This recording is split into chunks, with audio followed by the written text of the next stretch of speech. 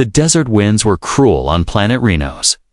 Sandstorms came and went like ghosts, scratching everything in their path. Traders shouted, creatures fought, and people walked past without looking at each other. It was just another market day in the dirty outpost of Grokter's Edge, but for one girl. This day was no different than the hundreds before except today. Someone was listening. She sat inside a small, rusted cage, barely enough room to stretch her legs. Her skin was a light shade of blue, now covered in dirt and bruises. Her wrists and ankles were wrapped in old chains, rubbing her raw. Her hair was tangled, her lips cracked. She looked no older than 20 in human years. But the pain in her eyes was older. Deeper, she was not screaming anymore. That had ended long ago.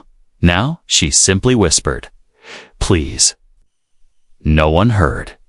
Or if they did, they didn't care. Until a pair of boots stopped in front of her cage. Marcus Holt was a human scavenger. Tall, worn-out jacket, sunburned face. He came here, looking for spare parts and old tech, not slaves, not trouble. But as he looked at her, really looked, something inside him froze. Her eyes locked with his, wide, tired, not begging for help, just begging to be seen. He kneeled. "What's your name?" asked. The girl didn't answer. Maybe she didn't trust him. Maybe she had no name anymore. An alien merchant nearby laughed.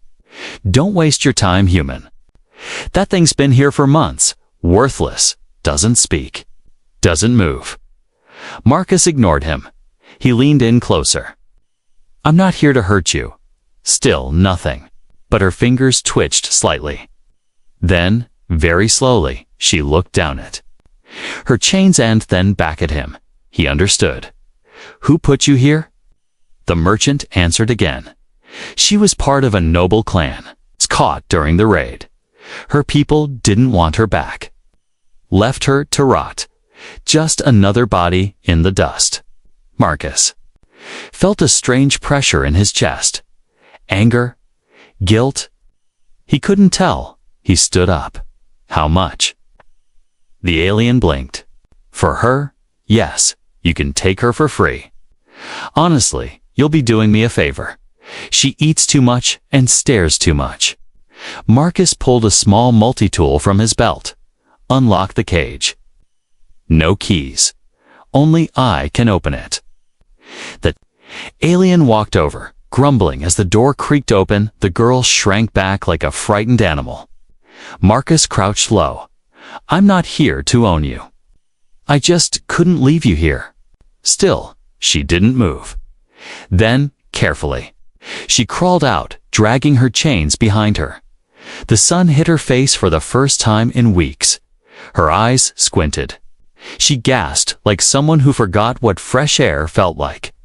Marcus reached into his canteen and handed her water. She stared at it. "It's yours," he said. She took it with trembling hands. One sip, then another. Then she drank as if she'd never seen water before. Marcus looked around. The crowd had stopped. People were watching. Some laughed, some frowned. Some looked away. One alien whispered, "He's taking the cursed one." Another spat, "Stupid human. Doesn't know what she is." Marcus put a hand on the girl's shoulder. "Can you walk?" She nodded. They started walking slowly through the marketplace. Her chains clinked with every step. People stared. "Why are they looking at you like that?" Marcus whispered. The girl finally spoke. Just 2 words. Her voice was dry and cracked. "Bad omen." Marcus frowned. "What? Slaves die.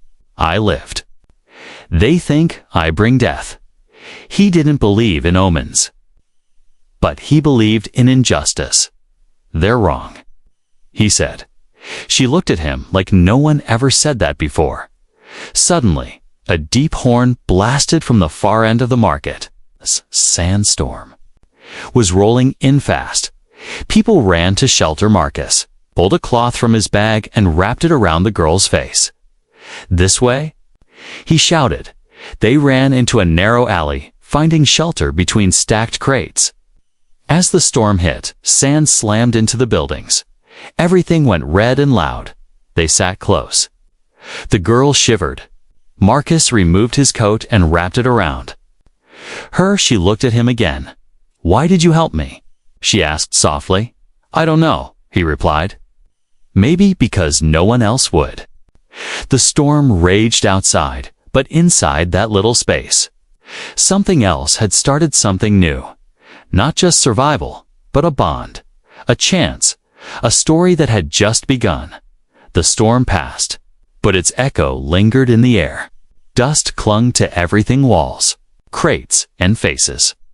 Inside the narrow alley, the human and the alien girl remained still. Wrapped in silence, wrapped in questions, Marcus removed the cloth from his face first, then gently unwrapped it from hers. Her skin was pale blue beneath the dirt, but there was color returning, faint but real. "You okay?" he asked, brushing sand from her shoulder. She didn't answer, but she didn't look away either. Marcus sat back and pulled a ration bar from his bag. He broke it in half, handing the bigger piece to her. She stared at it like it was gold. "It's just food," he said, smiling a little. She took it carefully, nibbled, chewed slowly. Her eyes stayed on him the whole time. After a few bites, she whispered, "Food was once warm." Marcus tilted his head. "You remember that?" She nodded. He wanted to ask more, but something told him not to push. So he sat in silence, listening to the wind die down outside. Then finally he asked, "What's your name?" She hesitated, then said Rila. It sounded like a song. Or a secret. Marcus smiled. "I'm Marcus." Rila looked down at her wrists.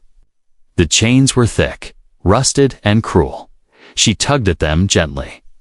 They didn't budge. Marcus pulled his multi-tool. "Again, I can cut them off." Rila froze. Her body trembled slightly, like a wounded animal expecting more pain. Marcus paused.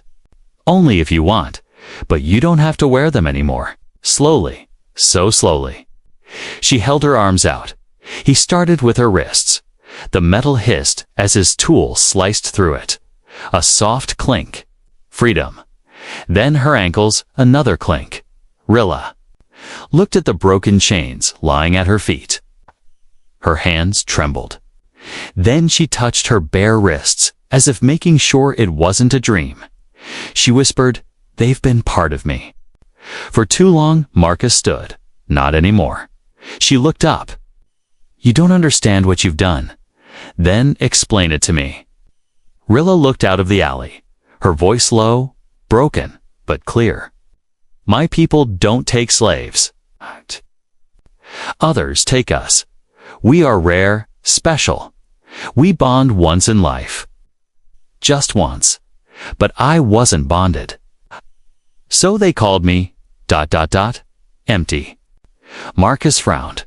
"What does that mean?" "They said I was cursed. Useless. So they sold me." Marcus clenched his fists. "That's not what you are." She looked up sharply.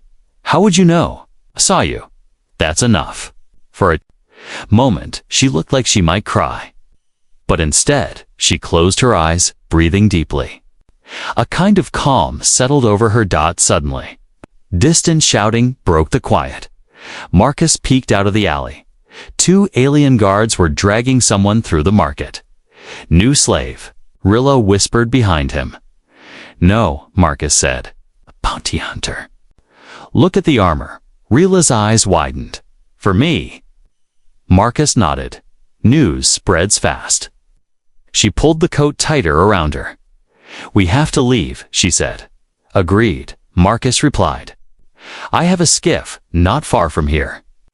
They slipped out of the alley, moving quickly through back alleys and broken paths.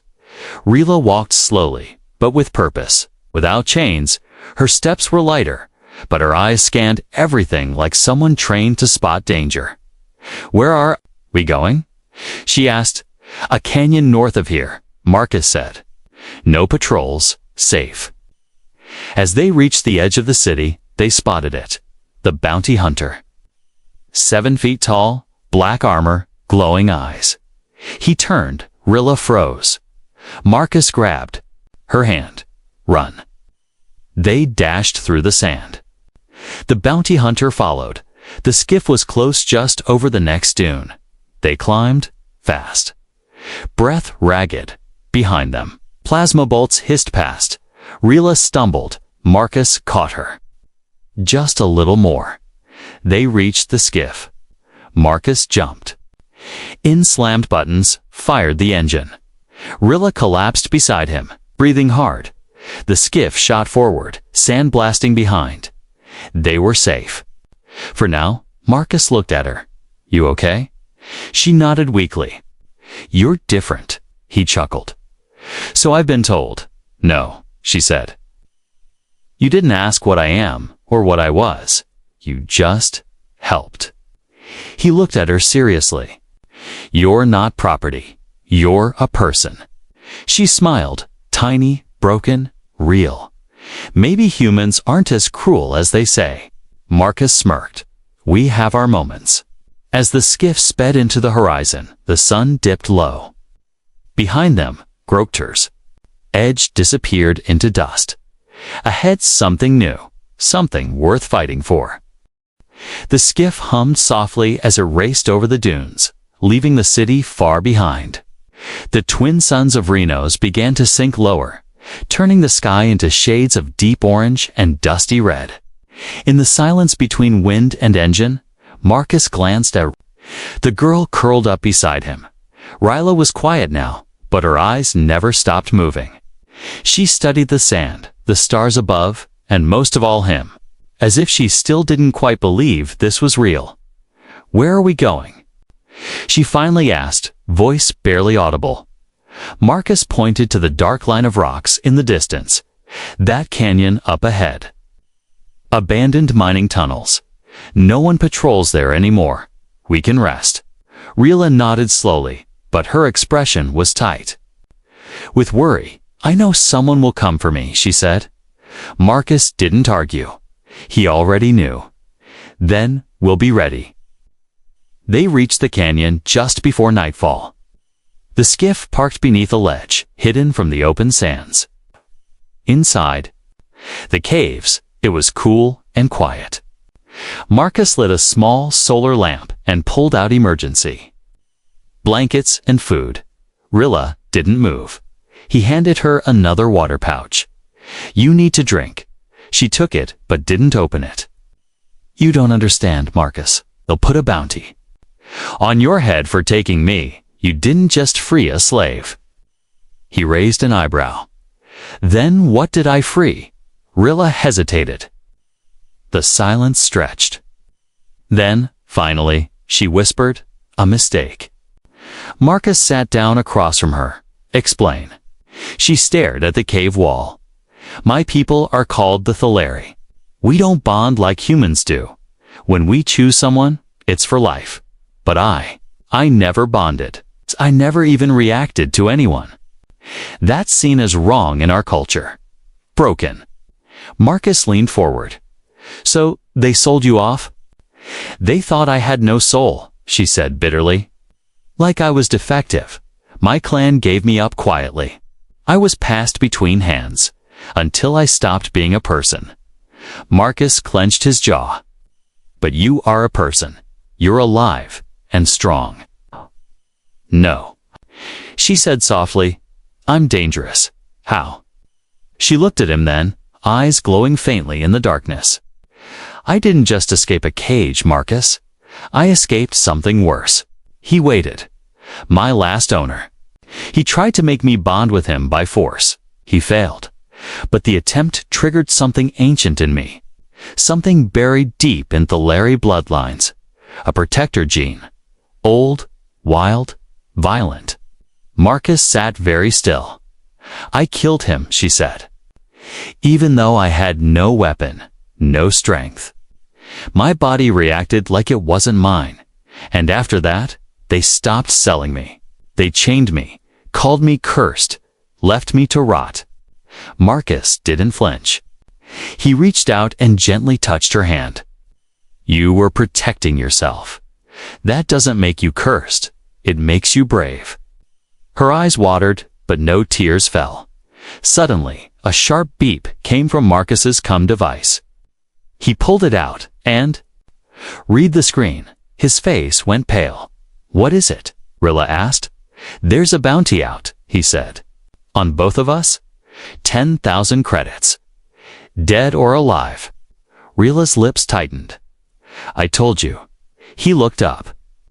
They posted it across 6 systems. This isn't just a local price. Someone powerful wants you gone. She looked away. The old Baron from Zaret's Prime.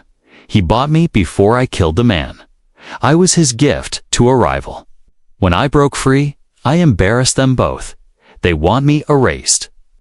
Marcus stood and began packing quickly. Then we don't rest here. We move. Where? To someone I trust. You trust someone on this planet. Marcus nodded. His name's Kellen, retired smuggler. Lives on the cliffs, his old cloaking tech. He might help us vanish. I stepped out of the cave. Night had fully arrived, and the stars glittered above them like a shattered mirror as they climbed back onto the skiff. Rilla placed her hand gently on Marcus's arm. You didn't have to come this far for me, she said. I know, he replied. But I did. Why? He looked at her. Because in a galaxy full of monsters, I don't want to be one of them. The skiff sped off into the night. Behind them, far in the distance, a shadow stood at the canyon's edge. A hunter, tall, armored, and silent. He had found their scent, and he wouldn't stop until... Rilla was chained to gone forever. The desert night was freezing. The skiff cut across the dunes like a blade through silk. Its quiet hum, the only sound between Marcus and Rilla. Stars twinkled above them, cold, countless, and distant. Below, the sand turned silver under the moonlight. Marcus tightened his grip on the controls. Rilla was unusually quiet. Not just tired, something else. Her breathing had grown shallow. Her shoulders sagged. She leaned to one side, clutching her ribs with one hand. Hey, Marcus said, glancing at her. Are you all right? She nodded weakly, but her skin had lost its glow. Her eyes were glassy. He slowed the skiff and stopped it beside a tall rock formation. We're taking a break, he said. No, we can't stop. You're hurt. She didn't argue. Marcus helped her down from the skiff. Her legs buckled. He caught her before she hit the sand. He laid her gently under the shadow of the rocks and pulled out a lantern from the back of the skiff. As he lit it, a soft golden glow fell across her face. Her body trembled. Rilla, what's wrong? She gritted her teeth. I was branded. Inside, they implanted a tracker. The cage dulled it. But now, ... Her body arched in pain. Soft light pulsed beneath her skin, just under her collarbone. Marcus's jaw tightened. They tagged, You like property. She nodded, barely conscious. We need to get that out of you, he said. No time, she whispered. If you remove it wrong, it will kill me. Marcus looked around. Sand, silence, stars, no tools, no help. But he had one chance. He activated his portable medkit, placed a scanner over her body, and traced the signal. A small, needle-sized device sat between her nerves close to her artery. He exhaled. I can do it, but you have to trust. Me? I already do. Marcus paused at her words. Her voice was weak, but filled with something real. Carefully, he applied local numb gel to her shoulder. The skin shimmered. Okay? He took out a sterilized scalpel. I'll be quick. She didn't flinch. One slice. Quick and clean. A thin line of blue blood trickled. He inserted a microhook. His fingers trembled, and then he pulled. A small silver spike, barely the size of a grain of rice, flicked into his palm. Rila gasped. Her eyes fluttered, and she collapsed into his arms. "Breathe, Rila, breathe." She coughed, then gasped. Her chest rose. Color returned to her cheeks. She was alive. Marcus pressed a patch over the wound and held her tightly. "You're safe now," he whispered. She leaned against him, resting her head on his chest. For a while, neither said anything. Then Rila spoke, her voice softer than before. "My kind. We don't bond as Ellie, but when we do, it lasts forever." Marcus looked down at her. "You said you never bonded." She smiled faintly. "Maybe I was waiting for the wrong people to leave, and the right one to come." Marcus blinked before he could answer. A sharp sound broke the silence. Beep, beep. He pulled out his scanner again. A red blip blinked on the screen. They had been found. Rila, get up. Someone's coming. She stirred, weak, but alert. The bounty hunter. No worse. 3 ships. No ID, no registry. Black sails. Slavers. Her eyes widened. "We need to move," Marcus said. But Rila pushed herself up slowly. "No, they'll follow the skiff. We leave it." Marcus looked at her, then at the horizon. Footsteps echoed across the sand. Lights in the distance. They had minutes. "Follow me," Rila whispered.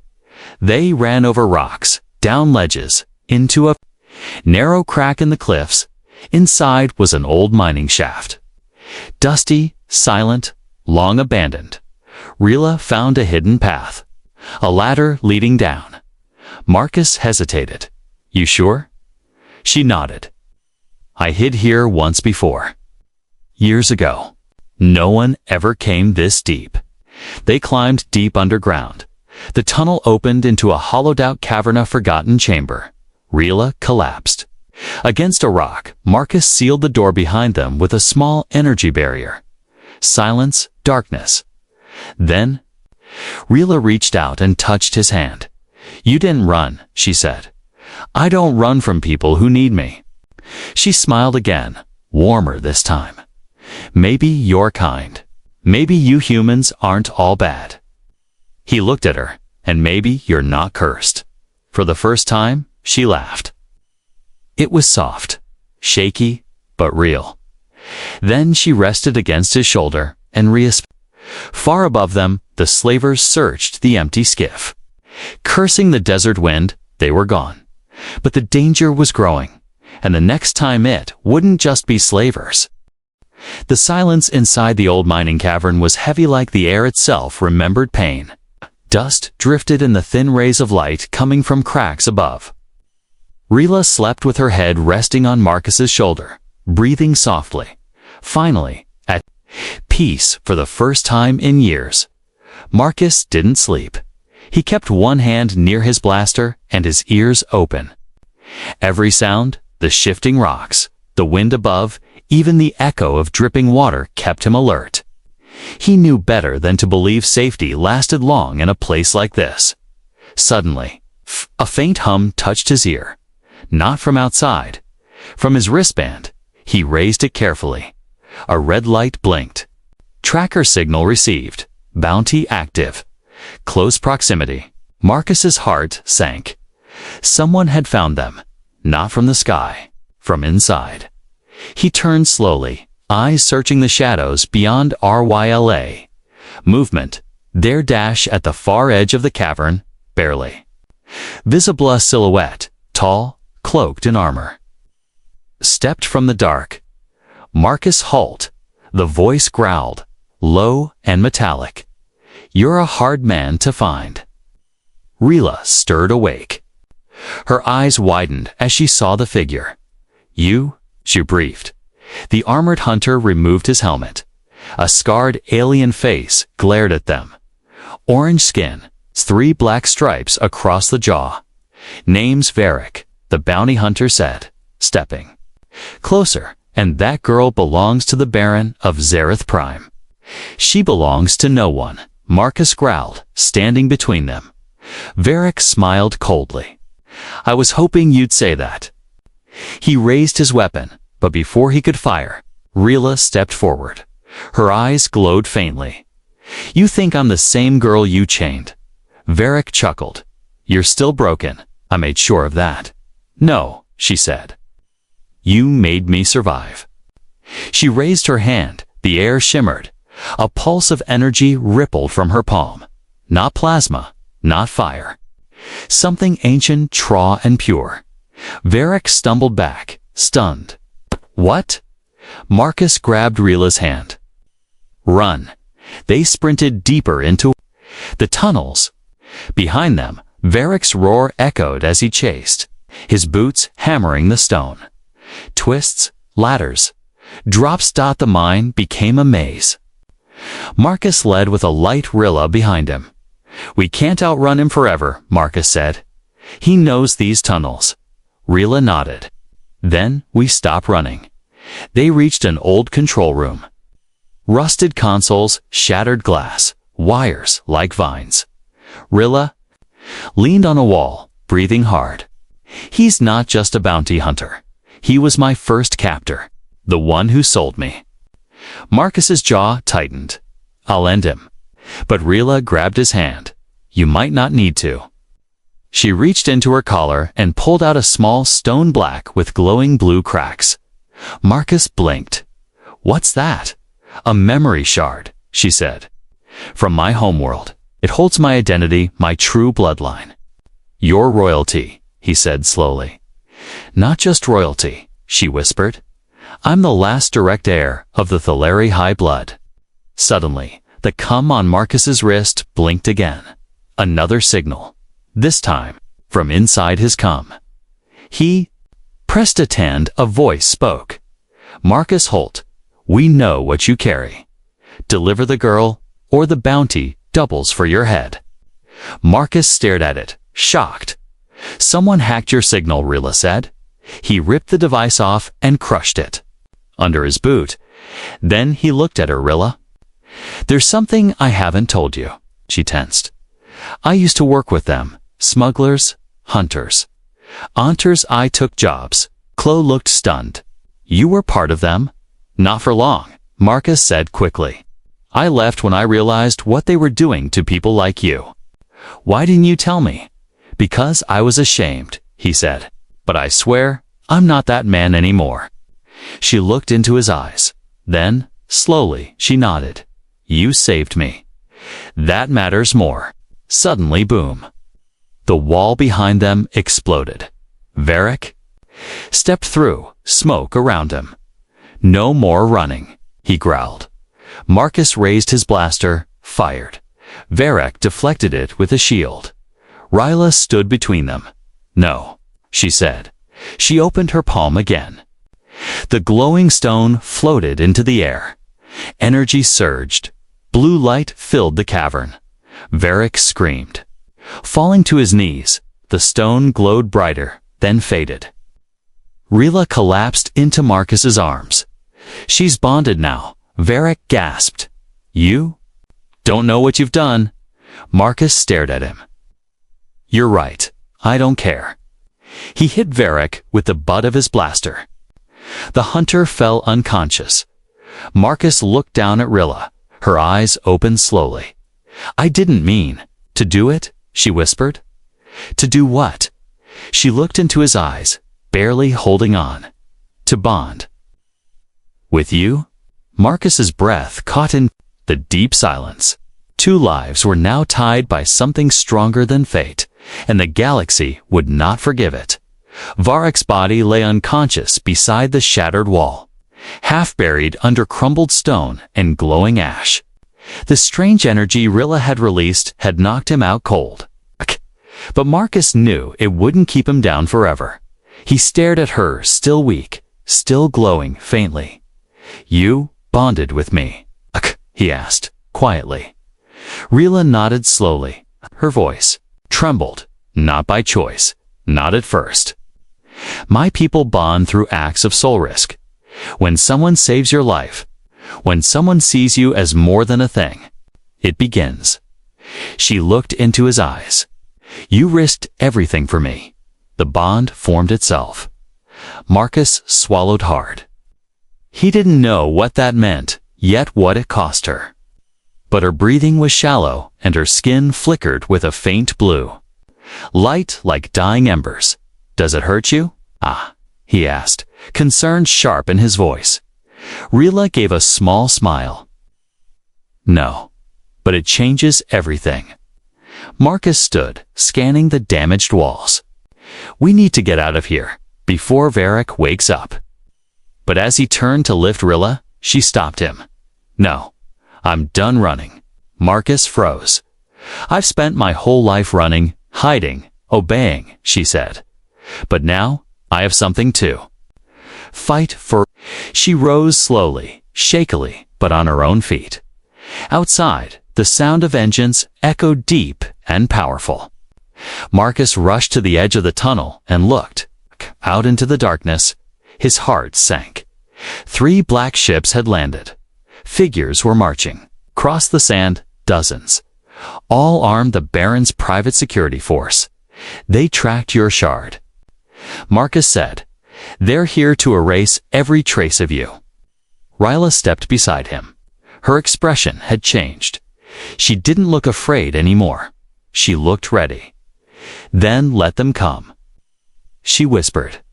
Marcus rushed to set traps along the narrow tunnels while Rila stood in the ancient control room, breathing deeply. She was remembering the old stories, what the bonding meant.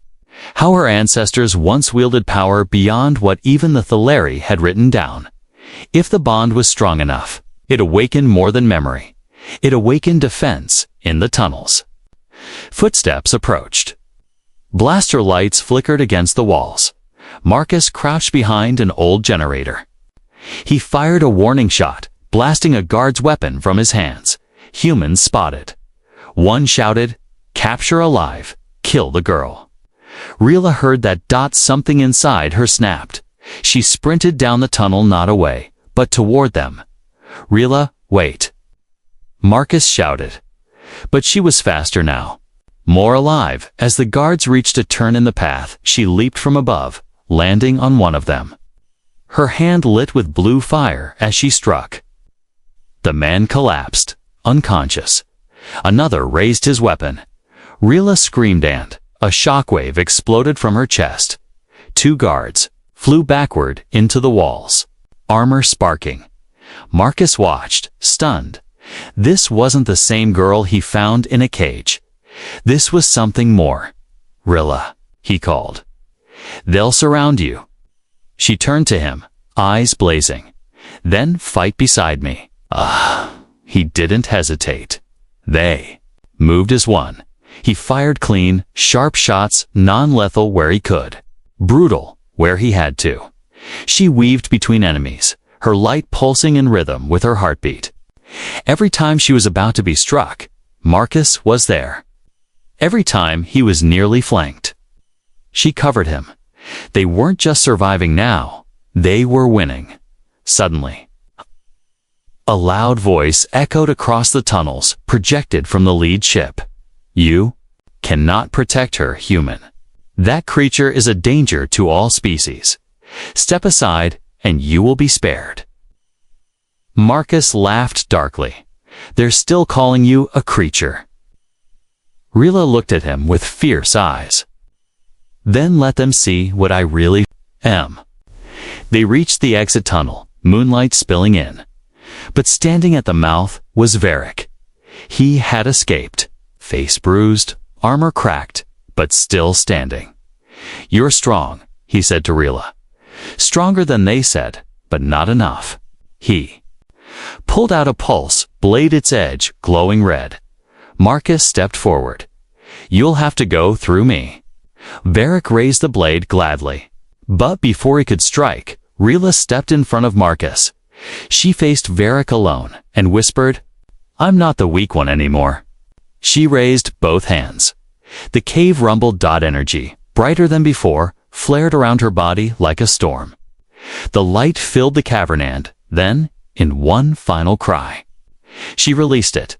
A blast of force hurled Varric through the tunnel wall. The blade clattered from his hand. Dust settled. Silence. Rilla dropped to her knees. Marcus caught her before she hit the ground. She was breathing barely. "I protected you," she whispered. Marcus held her close. "You did more than that," he showed them what power really looks like. Above them, the remaining troops hesitated. Their target had become their fear. They didn't enter. They ran as dawn approached. Marcus carried Rilla back to the skiff, hidden and intact beneath the cliff. He looked at her sleeping face. "You don't belong in chains," he whispered. "You were born to break them." And far in the sky, someone else was watching another ship, another threat. But for now, there was peace. The sun rose slowly over the desert, casting a warm glow across the silent sands. Wind blew gently through the canyons, erasing tracks, hiding scars. But nothing could erase what had happened the night before. Marcus sat beside the skiff, holding a makeshift comm unit in one hand and watching Rilla sleep in the passenger seat. Her chest rose and fell slowly, weak but alive. She had saved him, fought for herself, and in doing so, awakened something in both of them. He stared up at the sky, wondering how long until someone else came, someone worse. The bounty may have faded for now, but power like hers would not go unnoticed for long. A soft voice broke his thoughts. "Is it morning?" Rilla was awake, barely lifting her head. Marcus rushed to her. "Hey, you should be resting." "I've rested." "Enough," she whispered. "What happened to the others?" "Gone. After you took down Varric, they scattered." She closed her eyes. "They'll return." "I know." Kay held up the small comm device, a cracked relic from the old mine systems. "I think I can get this working. There's a satellite still orbiting. Maybe I can send a message." Rilla looked at him, confused. "To who?" Marcus hesitated, then said, "To your people. You said your royalty. If there's anyone left who believes you're alive, they need to know." She looked away, uncertain. "What if they still believe I'm broken?" "Then let them hear your voice," he said. "Let them decide for themselves." Hours passed. Marcus worked on the transmitter using pieces scavenged from the mine. Wires sparked. The old antenna groaned as it came back to life. Finally, a faint, blinking light appeared on the console. "Ready?" he said. Rilla stepped forward. The wind lifted her hair as she stood beside him, looking into the lens. She took a breath, not because she was afraid, but because she wanted to be heard. "This is Rilla of the Thaleri, last of House Sereth. I was captured, branded, forgotten. You were told I was dead, but I am not. I am alive." Her voice grew stronger. "I was called cursed, empty, a mistake. But I have found something greater than fear-compassion. A human saved me. Not because I was powerful, not because I was royal, but because I was suffering." He heard my voice when no one else did. Marcus stood silently behind her, his heart pounding. "I am not broken," she said.